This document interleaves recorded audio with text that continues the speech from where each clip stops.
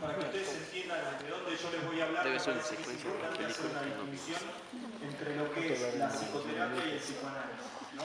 El análisis que yo voy a hacer es justamente esta base. ¿Cuál es esta distinción?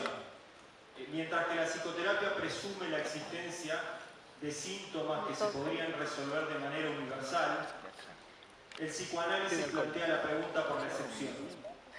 Ese conflicto psíquico que Sigmund Freud llamó representación inconciliable y que Jacques Lacan nombró como sujeto dividido o sujeto borrado.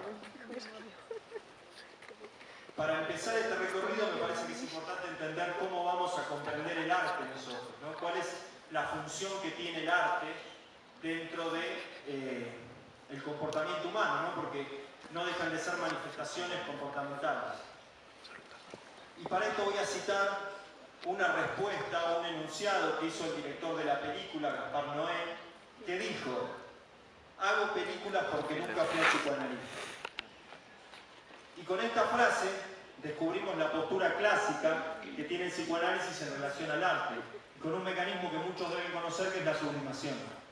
La sublimación, que es un mecanismo que se utiliza demasiado pero no se comprende mucho, vamos a poder entenderlo desde un texto de Freud llamado El creador literario del fantaseo. En este texto, entre otras cosas, Freud se pregunta: ¿no deberíamos buscar ya en el niño las primeras huellas del quehacer poético? A partir de esto hace un desarrollo donde de manera clara y concisa nos explica cuál es la función del juego y cómo éste se separa de la realidad efectiva, es decir, de la realidad concreta que tiene el niño. Y nos dice que todo niño que juega se comporta como un poeta. Freud se sirve del lenguaje, como no es extraño para los que conocemos la teoría, para comenzar esta explicación.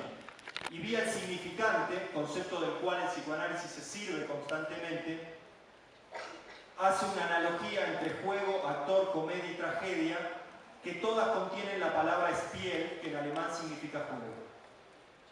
El niño, cuando juega, diferencia muy bien la realidad de su mundo del juego, a pesar que inviste todos los objetos y situaciones.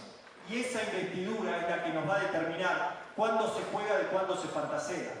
Porque en el juego tiene que haber un objeto y una situación real, algo que es investir. El creador literario, dice Freud, se comporta como un niño. Crea un mundo de fantasía, lo dota de montos de afecto, al mismo tiempo que lo separa de la realidad afectiva, es decir, hace lo mismo que el niño.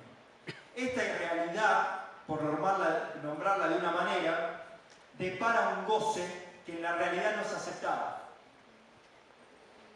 El adulto deja de jugar, aparentemente renuncia a esta ganancia de placer. Pero todos los que trabajamos con el psiquismo sabemos que el humano, el hombre, el ser humano, cuando conoce un placer o un goce, no es tan fácil que renuncie a él. Entonces Freud dice: no renuncia, lo permuta. Va a buscar el goce y la satisfacción en otro lado.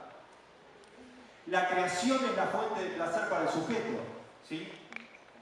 Es la fuente del goce pulsional. Entonces, en lugar de jugar, fantaseamos. No hay más objetos reales. El adulto se avergüenza de sus fantasías, ¿sí? Y esto lo vamos a poder apreciar, o sea, basta solo con pensarlo un poco y nos vamos a dar cuenta que el adulto se avergüenza de sus fantasías. Es una realidad. Ahora, ¿por qué se avergüenza? Porque el mundo espera de él otra cosa. No espera que juegue más, no espera que siga fantaseando, espera que se comporte como adulto en el mundo real. Ahora, ¿cómo logra el artista que su fantasía, lejos de escandalizar o aburrir, genere placer? Porque eso es lo que vemos en la creación literaria, ya sea en una obra de teatro, ya sea en un poema, ya sea en una película. Nos brinda la posibilidad de gozar aquello que sería imposible que gocemos en la vida real, porque lo vamos traspolando a algo que es una fantasía. Y esa fantasía es la que nos permite a nosotros gozar. Fantasear, decir aquello que es indecible y soportar aquello que es insoportable. Eso es lo que nos permite el arte. Eso es lo que nos permiten todos estos elementos. Ahora, en relación a la cuestión del vacío, que aparece en la película desde su título, obviamente, y que en la obra de teatro que ustedes vieron nosotros le tratamos de dar un lineamiento desde este lugar, primero diré que esta noción no les extraña al psicoanálisis, la noción del vacío. Y se encuentra en varios momentos de la enseñanza de Freud y de Lacan. En el seminario de la ética, Lacan nos dice: todo el arte se caracteriza por cierto modo de organización alrededor de ese vacío. Pero más adelante agrega que no solo el arte tiene relación con el vacío, también la religión y la ciencia, aunque con distintos resultados. La religión lo evita y la ciencia lo rechaza en nombre de un saber absoluto, a modo de una certeza psicótica. Entonces se nos abre un abanico de posibilidades, ¿no?, para poder abordar el tema del vacío. Es importante entender, y les repito lo que les dije hace un rato, cuál es la función del significante, ¿no? Es muy importante que lo entendamos porque si no, no va a quedar claro. El significante lo vamos a entender como la palabra en tanto capaz de remitir aún más de un significado, ¿no? Y dentro de los posibles significantes a partir de los cuales el psicoanálisis se funda, tenemos que hablar del falo. Un significante que vamos a entender como el fundamento del complejo de Edipo. Es el fundamento del fundamento. Todo referente fundamental en toda interpretación psicoanalítica es la cosa fálica. Vamos a ver cómo esto se relaciona con el vacío, ¿no? Porque hasta ahora parece que no puede quedar muy claro. Entonces primero vamos a tener que decir algo para entenderlo. El falo no es el pene, sino que es la premisa universal del pene. El falo es algo que es irrepresentable, porque no es el pene real, sino es algo que tiene que ver con el orden de la legalidad. Con esto empezamos a entender que el complejo de Edipo debe ser considerado como una confrontación entre la premisa universal y la experiencia de la diferencia de los sexos. De esto se desprende obviamente el concepto de la castración.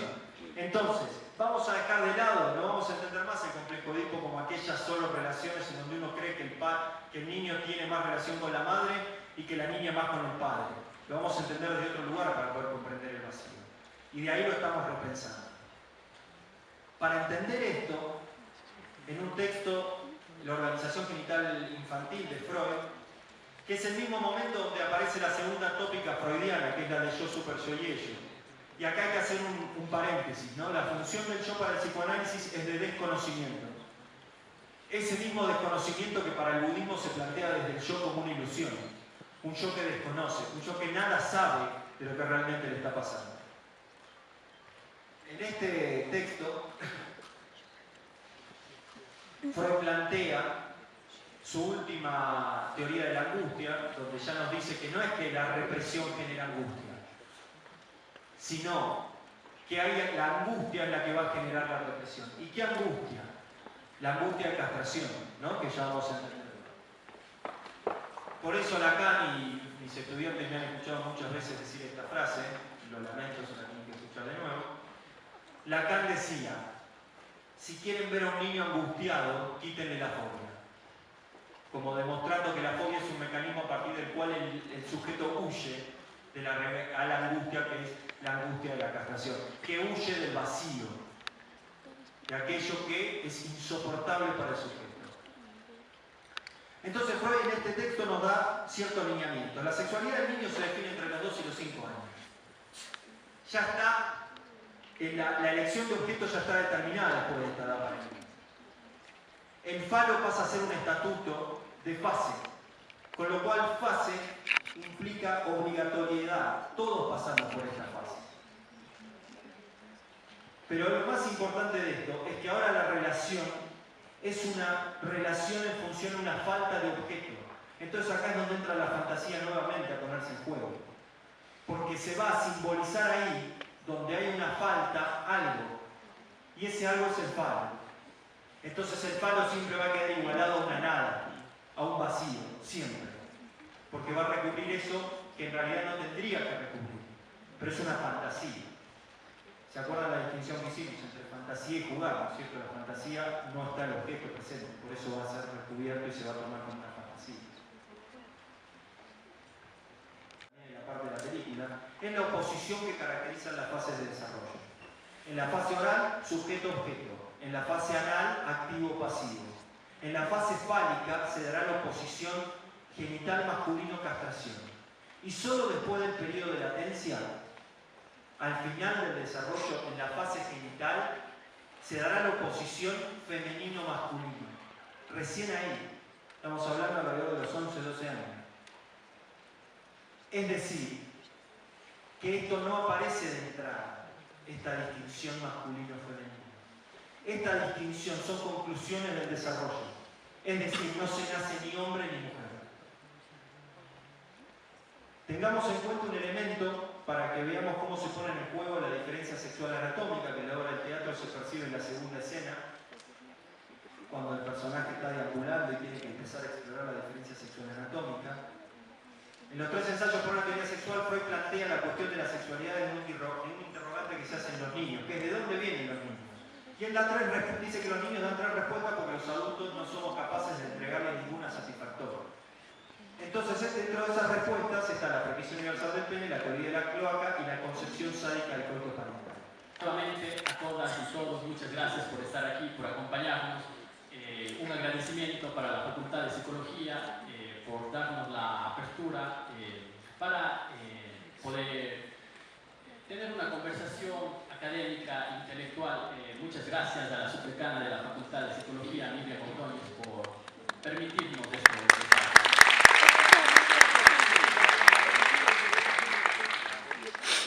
Bien, recordemos que este evento ha tenido 3 momentos: película, música, obra de teatro, y básicamente lo que enlazamos en este momento específico del evento es la película y la obra de teatro.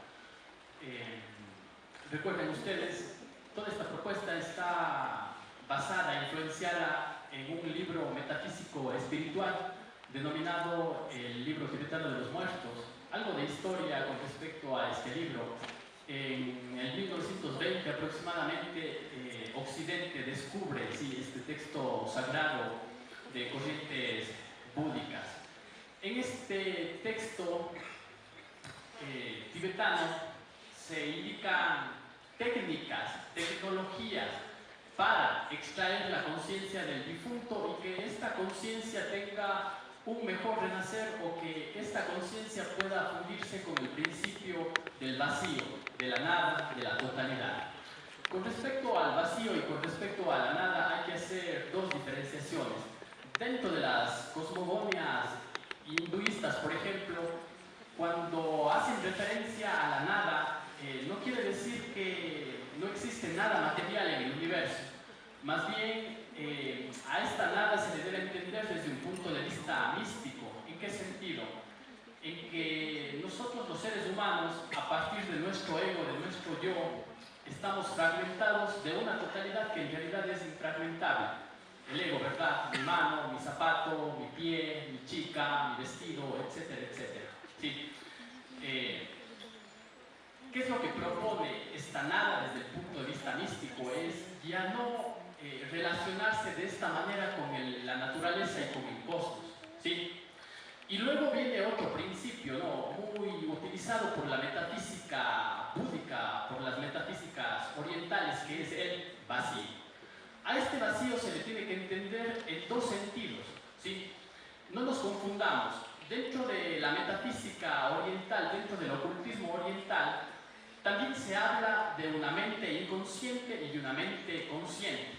Pero esta mente inconsciente y consciente no es únicamente atributo del ser humano, ¿sí? Para estos entendimientos orientales, más bien el universo es de naturaleza mental, por así decirlo, de naturaleza psicológica.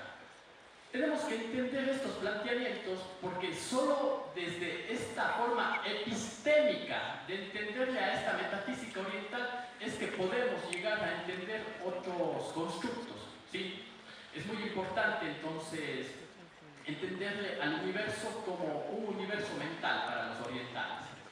Cuando el budismo habla del infierno, no habla de un infierno en un sentido literal, en un sentido como lo podemos entender desde principios católicos, por ejemplo, siempre que el budismo habla de un infierno, este infierno se refiere a un infierno mental, psicológico. Parece ser, según este texto sagrado, que cuando uno se encuentra atravesando por este fenómeno llamado muerte, que para Occidente es el final, para los orientales no es el final, para los orientales simplemente es un renacer, ¿sí? Justamente cuando nos encontramos atravesando los bardos, ¿sí? O los mundos, psicológicamente hablando, nuestras sombras, nuestros demonios, nuestros fantasmas, es por eso que en un momento de la obra se propone la segunda escena como el descensus ad inferos, ¿sí? Y con eso queremos simbolizar que el descenso, ¿sí? Que ese yo, que esa conciencia tiene a un nivel más subconsciente, en donde se demuestra esa representación inconciliable de la que hablaba Juan Manuel, ¿sí? Y bueno, el libro Tratado de los Muertos explica que en un momento dado, si uno no llega a reconocer la clara luminosidad, pues atraviesa por esos bardos, ¿no? Comienza a atravesar todos sus fantasmas psicológicos, todos sus propios miedos, todos sus demonios. En este sentido encontramos un nexo con el psicoanálisis, ¿sí? ¿Por qué? Porque el psicoanálisis, ¿qué es lo que propone?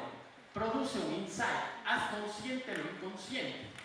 El budismo también propone eso, ¿verdad? Ampliemos la conciencia. ¿Y cómo podemos llegar a ampliar la conciencia? Pues se propone una serie de técnicas, de tecnologías espirituales. No es campo únicamente de la psicología, ¿sí? El haber generado tecnologías para producir movimientos psicológicos en la mente de las personas. También las escuelas espirituales y las disciplinas espirituales han formado una serie de tecnologías ¿para qué? Para que la conciencia trascienda, ¿verdad? Entonces, cuando hablamos de budismo zen, por ejemplo, es posible llegar a esa fusión, a esa totalidad, ¿verdad? A través de una técnica conocida como la meditación zen. En vida, ¿verdad? Yo puedo llegar a experimentar la unión con la totalidad. El libro Inventado de los Muertos es una receta, por así decirlo, ¿no? ¿Para qué? Para que alguien que está sumamente empapado del tema, el momento en que se encuentra atravesando este fenómeno, pueda reconocer la clara luminosidad o pueda, ¿verdad?, renacer nuevamente como humano.